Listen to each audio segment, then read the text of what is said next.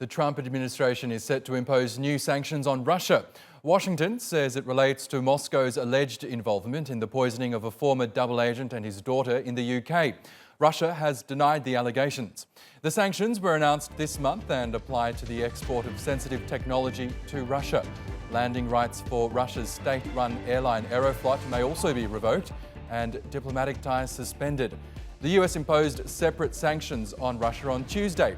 It blacklisted several Russian shippers for violating a ban on energy trade with North Korea. Two individuals, one Russian company and a Slovakian firm, were also targeted over alleged hacking activities. The escalating rift between Washington and Moscow has resulted in penalties on more than 200 companies, lenders, government officials and businessmen. There's a range of reasons, from the conflicts in Syria and Ukraine to Russia's alleged meddling in the 2016 US elections. Well, to give us the view from Russia, let's go to Alexander Prosviryakov, the president of the Moscow-based investment bank Whitestone Capital. Good to have you back on the program. Look, it seems another day, another round of sanctions against Russia. I guess the country is now used to this. Can you tell us, how is Moscow adapting to this new normal in this current political climate? Yes. First of all, we had the sanctions since 2014, and what they did not do is they did not cripple the Russian economy. As we see, the economy is growing approximately 2% per year. The GDP is growing. We have a record low unemployment since 1990, so it is really at the record low. And the inflation is now around 2.5%, which is also a record low. So economy is doing fine. What the sanctions did do is they helped the Russian government to introduce some measures aimed at the macroeconomic stability. We now reduced significantly the amount of foreign debt that the country holds. We also increased the amount of international reserves that we hold to a record level. And now our debt to GDP is the lowest level at 12.6%, which is the lowest within the emerging market economic space. So we are fundamentally one of the best, the strongest countries in terms of the credit quality. So clearly the sanctions had an opposite effect of what they initially were aimed to do to Russia. Yes, I'd like to look at a couple of the measures that the Russian government has undertaken in the wake of these sanctions. Now, IMF figures released recently show that Moscow is stockpiling gold. It bought 20 tonnes in May, 17 in June and 26 tonnes last month. And as you say, Russia is also selling tens of billions of dollars worth of US debt. Is this a successful way for Russia to, I guess, avoid the worst effects of these sanctions? Yeah, absolutely. Yeah, the gold holdings now are approximately $80 billion in the local reserves, and the U.S. treasuries are below $20 billion. What the U.S. can really do to hurt Russia is to do two things. First of all, it can block all USD accounts of all the Russian banks.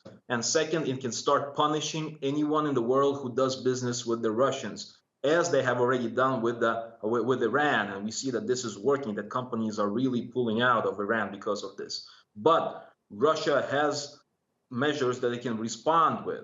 First of all, if the Europeans go this way and they stop dealing with Russians, the Russians will stop selling our energy resources. And basically, literally, the people will freeze in the winter and the companies will stop producing in the energy intense industries.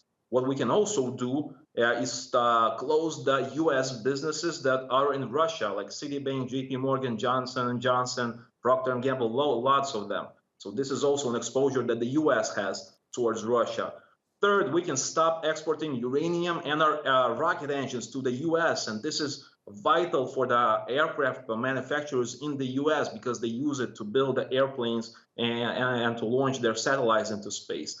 And what really can hurt the people, the international people, if Russia bans the US airlines from using its airspace, because Russia is the largest country in the world. It controls over 10% of the global airspace. If it bans the airplanes from flying over Russia, this will really hurt the international populations.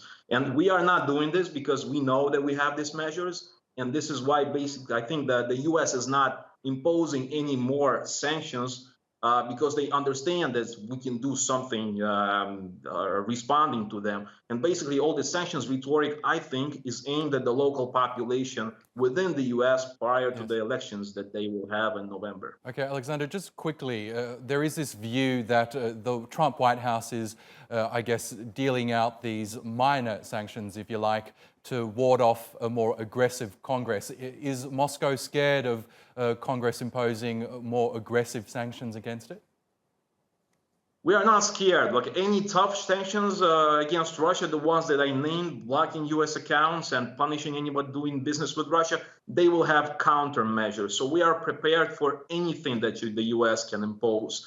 And frankly speaking, I don't think they will impose the serious ones. They can impose the sanctions against several individuals, several companies that nobody has heard of, like they did yesterday. And this is just symbolic actions aimed toward the population to show them that we are really doing something against Russia because we don't like the way Russia behaves by making up all these stories about the Skripal poisoning and that Russia is involved there. And so this is basically, it doesn't hurt the economical situation in Russia. It doesn't hurt the Russian people. Yes. So this is why the Russians are not really scared of any measures that the US may take towards them. Interesting. Okay. Alexander Prosviryakov in Moscow. Always good to get your thoughts. Thank you.